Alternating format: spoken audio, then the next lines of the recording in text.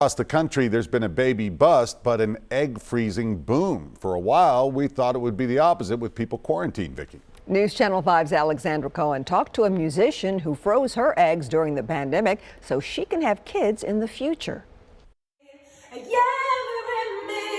When the music came to a halt in Nashville, musician Andrea Dawsey decided to take the time off to freeze her eggs. So I had been thinking about it for a long time, and I just know that I am not in the right place, and I'm single.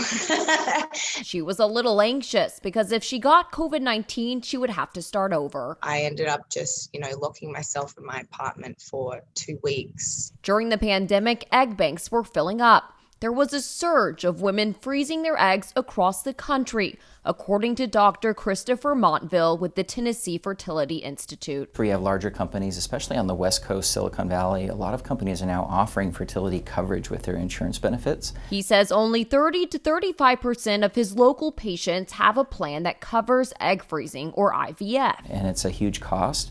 One group in Tennessee, Tennessee Fertility Advocates, actually is helping with legislation this past session.